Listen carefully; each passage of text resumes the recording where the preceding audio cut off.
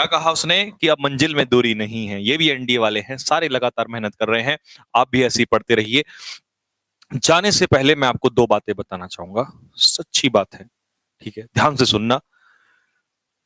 और वैसे मैं अक्सर क्लास लेके निकल जाया करता हूं, लेकिन अभी चलते चलते मेरे मेरे पास मेरे दिमाग में एक बात आई, और वो इसलिए आई क्योंकि इतनी देर लगातार पढ़ते रहने के बावजूद भी 3,500-4,000 बच्चे, इतने तो लोग लाइव वैसे नहीं आते जितने इस समय एंड करते समय यहां बच्चे हैं। आप जानते हो, मुझे अभी भी वो टाइम याद है जब सितंबर उसमें नवंबर का पेपर था, तो मैंने एक मैराथन ली थी 12 घंटे की। रात के 2 बजे भी हजारों बच्चे लाइव थे उस समय पर। और जब मैंने पूछा जिनका पेपर निकला, मैंने कहा भाई जब यहाँ पर आए थे बच्चे, तो मैंने कहा आप लोग थे? बोला सर हम लगातार देख रहे थे। तो सबसे पहली बात तो ये, जो लगातार मेहनत कर रहा होता है उसको रिजल्ट जरूर मिलेगा। आप रात मतलब इतने घंटे लगातार पढ़ने के बावजूद भी और आप लगातार देख रहे हैं, ये सबसे बड़ी बात तो ये है, ठीक है, पहली चीज। दूसरी चीज सुनिए, मैं इस समय पर, हालांकि क्योंकि मेरे को सबसे बड़ी समस्या ये है कि मेरे को टाइम नहीं मिल रहा, और मैं सो जाता हूं या तो घर जाके, या आके पढ़ाना शुरू कर देता हूं, या थोड़ा बहुत टाइम मिलता है तो ये ऑफलाइन वाले बच्चे जानते हैं कि मैं कुछ ना कुछ नोट्स बना ही रहा होता हूं, कभी ऑनलाइन के लिए, कभी ऑफलाइन के लिए, कभी बुक, कभी मॉक टेस्ट, ठीक है। अदरवाइज मैं इस समय एक बहुत बहुत ही गलत चीज इस समय नोटिस कर रहा हूं, क्या कि हमारे जो स्टूडेंट्स हैं ना, वो प्रेशर में आ जा रहे हैं। शायद बहुत लोगों के दिल की बात मैं बोल रहा हूं इस समय पर। हमारे बहुत सारे बच्चे प्रेशर में आ रहे हैं। प्रेशर किस चीज का है? अगर तुम्हारे दिल की बात लगे तुम्हें, और लगे कि हाँ सर आपने तो छू लिया मन को, तो ये बात दूर दूर तक पहुंचा देना साथियों। जॉब, फैमिली,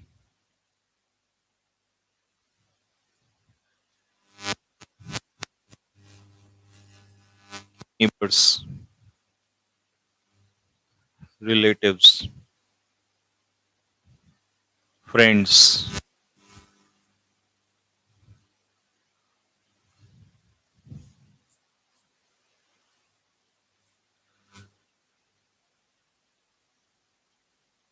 इन सारी चीजों में हमारे होनहार फंस चुके हैं।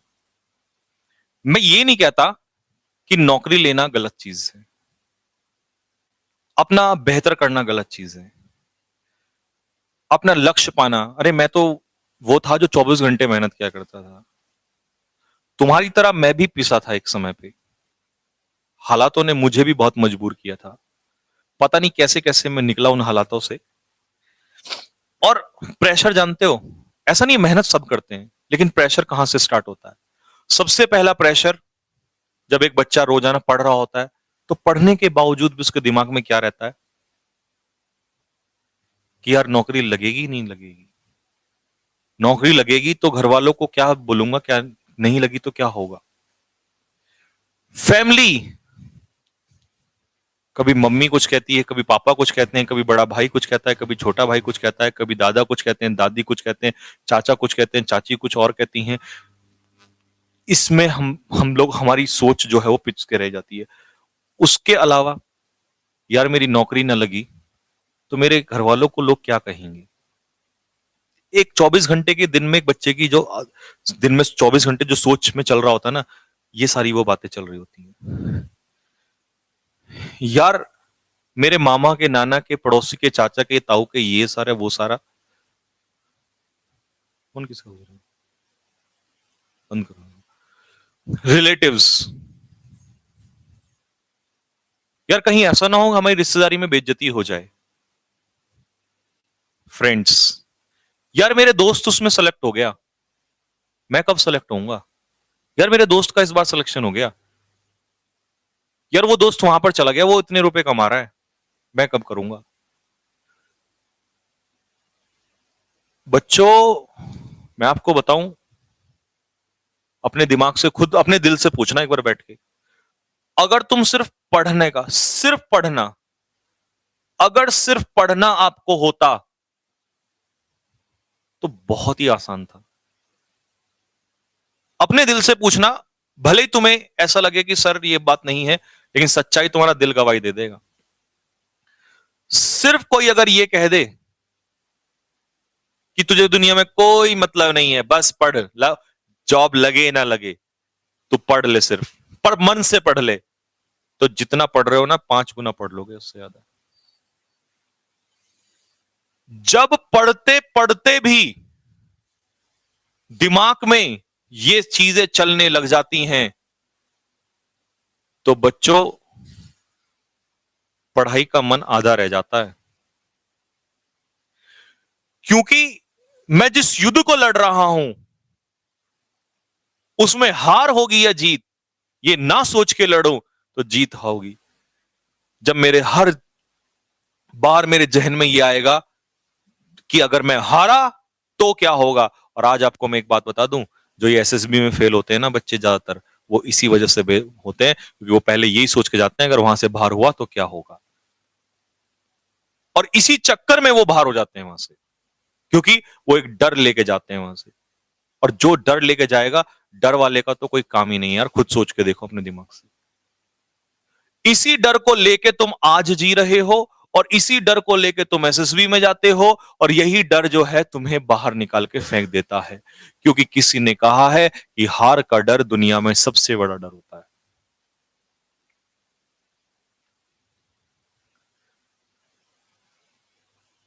समस्या इस बात की नहीं है कि पढ़ना है यार, पढ़ना कौन नहीं चाहता बताओ, आप खुद सोचो। अगर सच्चाई बताओ ना, तुम एक आईएएस अधिकारी से भी ज्यादा पढ़ रहे हो। आईएएस वाला 6 घंटे 4 घंटे पढ़ता है, अपनी हिम्मत, 4 घंटे तो तुम में मेरे साथ होने वाले हैं, और तुम सुबह से पढ़ रहे हो। और ऑफलाइन वालों को कहूं तो ये तो दिन भर पढ़ते रहते हैं। पता है फर्क क्या है? फर्क यह है कि हमारी मेहनत को, ये मेरे को याद कैसे आया, अभी एक बच्चे ने कहा सर आपको दर्द हो रहा होगा।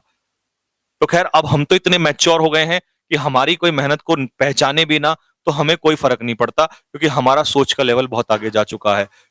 मेरे पैर में कितना दर्द हो रहा है, मैं कितना अंदर से टूट गया हूं, मेरी कमर में भी दर्द हो रहा है। मुझसे कोई घर पूछेगा नहीं पूछेगा, बच्चे बोलेंगे नहीं बोलेंगे, मेरा अप्रिसिएशन होगा नहीं होगा, मुझे उससे फर्क नहीं पड़ता, क्योंकि मैं बहुत आगे निकल आया हूं। लेकिन तुम्हारी मेहनत को पहचानने वाला नहीं है, समस्या ये है। मैं हर उस माँ बाप से, ये वीडियो दिखा देना प्लीज, मैं हर उस माँ बाप से हाथ जोड़ के एक रिक्वेस्ट करना चाहता हूं कि अपने बच्चों के पीछे पढ़ो। आप उनको हजार बातें हजार डंडों से पीटो, लेकिन इतना मजबूर मत कर देना कि वो यही सोचते हुए रह जाएं कि जिंदगी में करना क्या है। एक दौर हुआ करता था, और अपने माता पिता को जरूर दिखाना ये बात। और मैं, अगर वो देख रहे होंगे तो मैं आपसे, माता पिता से क्वेश्चन पूछना चाहता हूं। हुआ करता था आपके, इन बच्चों का नहीं, मैं आपके टाइम की बात कर रहा हूं, या थोड़ा सा इनसे पहले, ये 2020 के आसपास के पैदाइश के बच्चे हैं। मैं 90 में जाना चाहता हूं, 90 के दशक में। 90 के दशक था, जिस टाइम पे जिस टाइम पे जिस टाइम पे डंडा हाथ में रहता था, पिटाई इतनी होती थी जिसकी कोई लिमिट नहीं होती थी, लेकिन कोई बच्चा डिप्रेशन में नहीं होता था। आप पूछ के देखिए, अपने अपने मन से पूछ के देखिए, कोई बच्चा उस समय डिप्रेशन में, आज आप बच्चों के हाथ तक नहीं लगाते और बच्चा डिप्रेशन में आ जाता है। ये मैंने क्यों बोला? क्योंकि मैं जिस संस्थान में पढ़ाता हूं, और मैं जिन लाखों बच्चों को पढ़ाता हूं, मैं दिन में फोन तो बहुत ही कम उठाता हूं, लेकिन मेरे फोन में, जब मेरे व्हाट्सएप में और जब मेरे मैसेज में हजारों मैसेज पड़े हुए होते हैं ना, और मैं वो मैसेज खोलता तक नहीं हूं, इस वजह से क्योंकि अगर मैंने वो मैसेज देख लिया तो मेरी रूह कांप उठती है। जब एक बच्चा चलते फिरते मुझे 2 सेकंड के लिए रोकता है ना क्लास में इधर उधर, और अपनी दास्तां बयां करता है, मेरे अंदर से सहम जाता हूं, सुनता नहीं उसकी बात।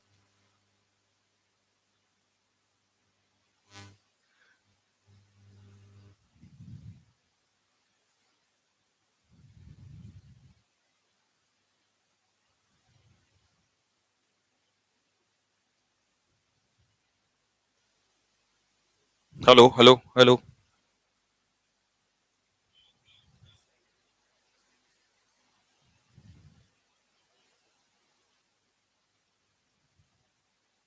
हेलो, एक बार बताना जरा बच्चों, आवाज आ रही है क्या?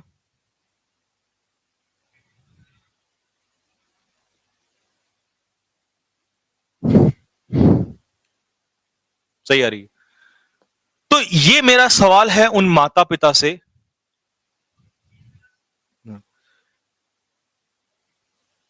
अब इस बात पे माता पिता कहेंगे कि अगर हम इन बच्चों को पढ़ने को ना कहें तो इनका भविष्य खराब हो जाएगा। देखिए, आप तो सिर्फ कह रहे हैं, मैं पढ़ा रहा हूं, और हमारे जैसे बहुत टीचर पढ़ा रहे हैं। और देखिए, आप तो शायद इस समय सो जाएंगे, मैं रात को खड़े हुए भी इन बच्चों को पढ़ा रहा हूं, दिन भर खड़े होके आपके बच्चों को। मैं जिम्मेदारी ना होके भी जिम्मेदारी ले रहा हूं। तो मैंने ऐसा तो नहीं कहा कि जॉब नहीं चाहिए, गोल नहीं चाहिए। जॉब है, चाहिए, गोल चाहिए, लेकिन जिंदगी से बढ़ के नहीं हो सकता। मैंने उस समय पर, जब मैं खुद तैयारी करता था, मुझे दिन और रात का नहीं पता होता था। और उसके बाद मेरी नौकरी भी लगी और मैंने वो नौकरियां छोड़ दी। तो क्या मैं आज जिंदगी में कुछ नहीं कर रहा हूं? लेकिन मैं अपनी मेहनत में ईमानदार था। आपके बच्चे भी ईमानदार हैं। जो बच्चा निकम्मा है, जो नालायक है, आप उसको कहेंगे, उसकी सेहत पे फर्क नहीं पड़ेगा।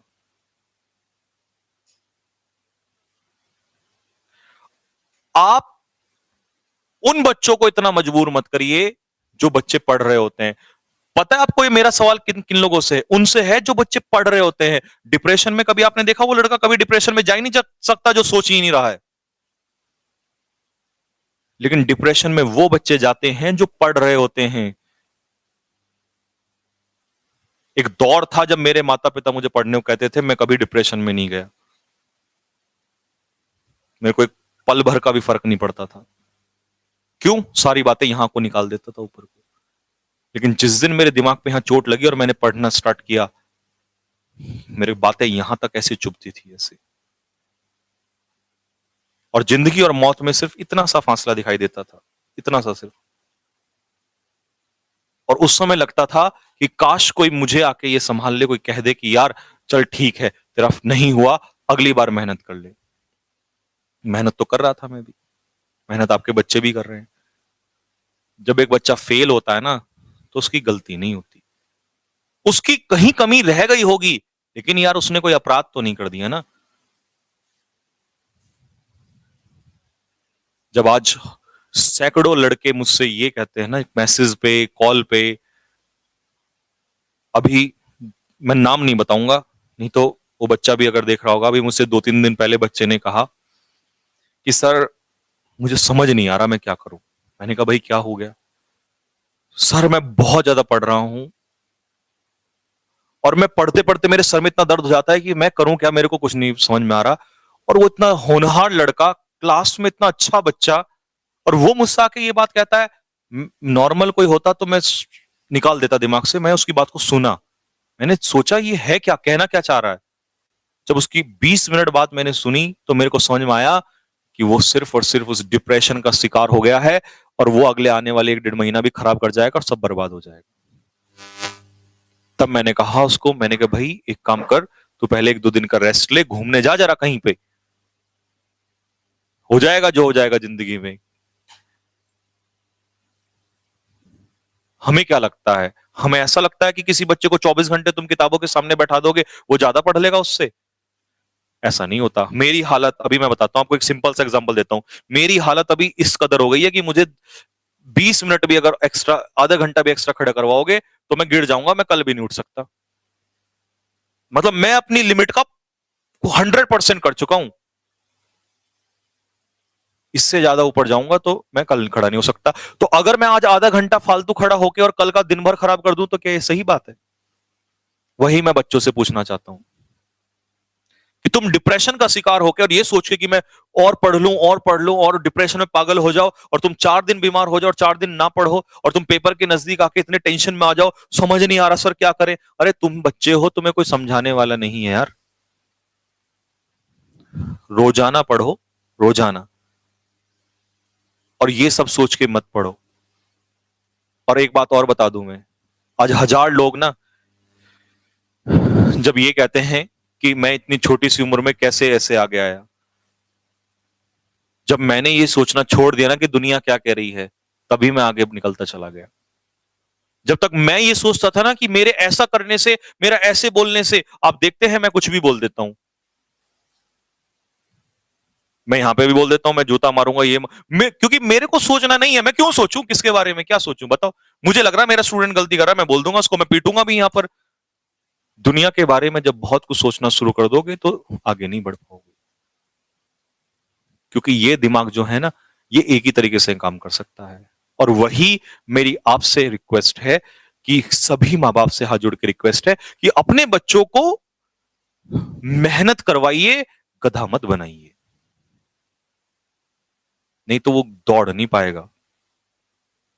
फैसला आपके हाथ में है कि रेस में दौड़ाना है या खच्चर बनाना है। और आज आपके बच्चे खच्चर बन चुके हैं, दौड़ने लायक नहीं रह गए हैं। इतना बोझ मत दीजिए। पढ़ाने के लिए हमारे जैसे टीचर दो चार और हो जाएंगे, बच्चे पढ़ने लग जाएंगे, और हैं अच्छे टीचर हैं।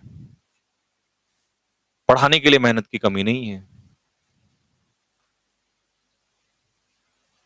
एग्जाम्पल मेरे पास वो बहुत है, लेकिन अभी उस एज में हूं, मैं खोल नहीं सकता। दिक्कत ये है, धीरे धीरे उम्र मेरी आगे बढ़ेगी, जब रिटायरमेंट की तरफ आऊंगा तो मैं खोलूंगा ये चीजें भी। बहुत जिंदगी में एक्सपीरियंस लिया है मैंने, अभी खोल नहीं सकता, क्योंकि अभी कुछ शब्दों की भी लगाम होती है, उम्र का भी कुछ थोड़ा सा देखना पड़ता है। और मेरी बात पे शायद बहुत सारे लोगों के अजीब कमेंट आएंगे, लेकिन इन्हें वही समझ सकता है जो कभी उस दौर से गुजरा हो, जिसके हाथों में लाखों करोड़ों रुपए आए हों। उसको मुंह खोलने की जरूरत नहीं है, और प्लीज खोलना भी मत, नहीं तो बिखर जाऊंगा मैं और बहुत कुछ बोलूंगा फिर। ये मैं उनके बारे में बोल रहा हूं, उन बच्चों के बारे में बोल रहा हूं जिन्होंने जमीन से जुड़ के संघर्ष किया है। क्योंकि ये बातें मजाक और मौज मस्ती लगेगी उन लोगों को जिन्होंने मेहनत की नहीं कमा के खाई है। मेहनत की जिस दिन कमा के खाना शुरू कर दोगे, उस दिन उनको ये बात सच्चाई नजर आएगी, और सच्चाई इसी में है। सच भी यही है कि जब फैमिली के लिए त्याग करके इंसान दिन रात मेहनत करता है ना, उसका दर्द हर किसी को समझ में नहीं आता। हाथ जोड़ के, फिर से हाथ जोड़ के एक बार रिक्वेस्ट है, पेरेंट्स प्लीज अपने बच्चों को मोटिवेट कीजिए, पीछे खड़े हो जाइए उनके, और उनको बोलिए कि तू कर मेहनत यार, जो होगा वो देखा जाएगा।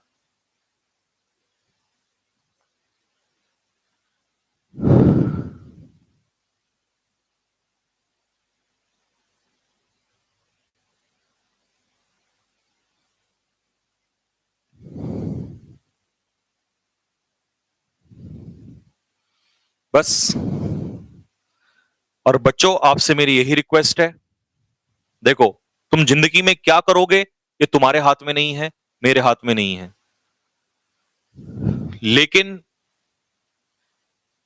उस चीज का शिकार मत हो जाना जो आपको बहुत पीछे ले जाए। और कहते हैं दूसरों के घर में आग लगे, उसी से सीख लो। मेरे में आग लगी हुई है, मेरे से सीख लो।